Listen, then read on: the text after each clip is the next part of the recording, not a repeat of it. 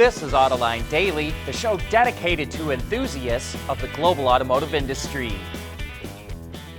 Those EV subsidies that are part of the IRA or Inflation Reduction Act are turning into a political hot potato.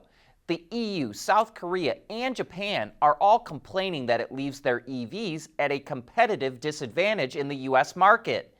The EU and Japan want their EVs exempted from the rules that require the vehicles to be made in North America and their batteries made in the US with materials sourced from the US and its allies. South Korea is asking for a 3-year exemption until it can meet those requirements. And it's not just foreign governments that are complaining. The Ford Motor Company is asking the U.S. Treasury Department to interpret the rules more broadly so that it can import Chinese-made LFP batteries from CATL. Ford says that if the rules are interpreted too strictly, very few EVs will qualify for the EV credits. Canada is not messing around when it comes to minerals for EVs.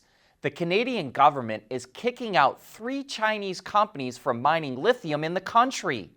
The companies must sell off their assets because the government is now classifying lithium as a critical mineral and is limiting foreign investment in it and other EV minerals. Not surprisingly, the Chinese government was not happy and was critical of the decision and called on Canada to reverse it. Canada says it's open to foreign investment, but, quote, will act decisively when investments threaten our national security and our critical mineral supply chains, end quote. When Elon Musk took over Twitter, it triggered all kinds of complaints, hand-wringing, and full-throated editorials all over the world. It also prompted General Motors and the Volkswagen Group to at least temporarily suspend all their advertising with the social media platform. GM and VW say they're taking a wait-and-see approach in case Twitter becomes an epicenter of hate speech and controversy. Ford says it suspended its advertising on Twitter before Musk took it over. And we think another reason why automakers may not want to support Twitter is because Musk is a direct competitor with Tesla. But it's not just automakers. Other corporations suspended their advertising too.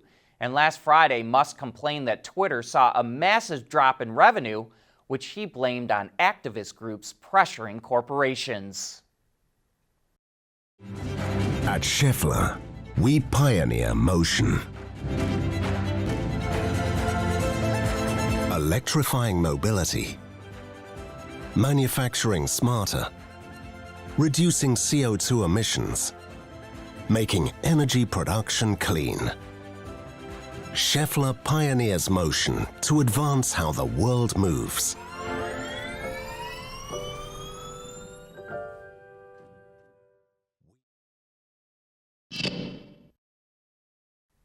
BMW is expanding its hands-free driving feature to the US and Canada.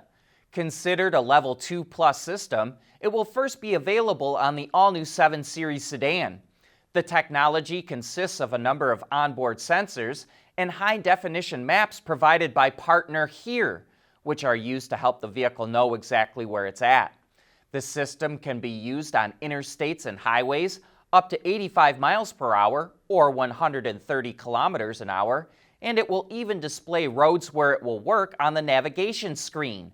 BMW says the next steps will be to launch the technology in more vehicles and then expand the Level 2 Plus system to all road types. We can now officially say that the Cadillac Celestiq is the first vehicle that will be offered by the Durant Guild. If you hadn't heard, the Durant Guild is GM's new entity exclusively for China that will offer GM's most exclusive models and will connect with possible customers through a dedicated digital community. These vehicles will not be built in China, rather imported. And while we don't know the exact lineup, we do have a pretty good idea. At the China International Import Expo auto show that's going on right now, the Durant Guild also has the Hummer SUV and Corvette Z06 on display. And it says its portfolio will include full-size SUVs and pickup trucks. Based on previous releases about the Durant Guild, we also think that includes the Cadillac Escalade and Chevrolet Silverado. And let's stick with China for the moment. As you could probably guess, Chinese automaker NIO is one of, if not the leader of battery swapping for EVs. It's done 14 million battery swaps to date and now has the ability to do up to 30,000 a day. And it seems to be doing a good job of expanding the stations. In June of 2020, it had 135 swapping stations in China. Today, it has 1,200, which is up from 900 in May of this year, and NIO plans to have 4,000 swapping stations worldwide by the end of 2025. We want to know what drives your testing. OTA, connected car, diagnostics, remote testing. Intrepid Control Systems is here to help you work from anywhere. Intrepid Control Systems, driven by your data.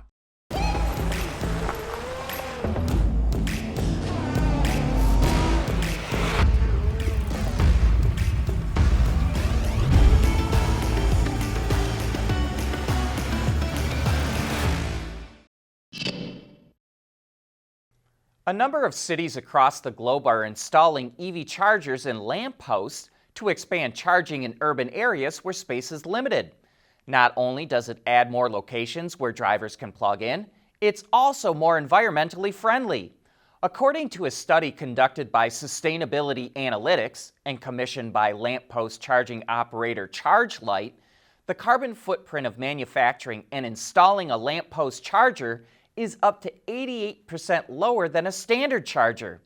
That's because the infrastructure is already in place for retrofitting lampposts into chargers, which means fewer materials are required, and that helps lower emissions. But the downside is, users will have to deal with slower charging rates. Wuling, which makes the hot-selling $4,500 mini EV in China, is consolidating its position as a force to reckon with in low-cost electric cars. Its new model, the $5,000 Air EV that we previously reported on, is now officially on sale in Indonesia, where it already has 4,000 orders. Later this year, it will start exporting them to Egypt and India, and Wuling is going to sell them in other markets as well. This could help it emerge as an EV powerhouse. Wuling is part of the SAIC General Motors joint venture, which also includes the Baojun brand. And that brand is moving more upscale. It just came out with a version of the Kiwi EV called the Strawberry Bear that is aimed at young women. The car features a pink motif with graphics of strawberries and a bear called Lotso, who was a character in the movie Toy Story 3. Baojun is charging $15,500 for the Strawberry Bear, even though it's not much bigger than the Mini EV. And even though it has a relatively modest price, it could have a decent profit margin. Vinyl records are making a comeback, so why not manual transmissions? If you ever wanted to learn how to drive a stick shift, Mini has got you covered. It just opened a new driving school in California to teach people how to operate a clutch and move a shift lever. The school is open to all drivers, and you don't even have to have a Mini to sign up. At the end of the curriculum, participants will be tested on a timed course to test their knowledge. The school opens in the first quarter of next year, but we don't know what they're going to charge yet. And that wraps up today's show. Thanks for tuning in.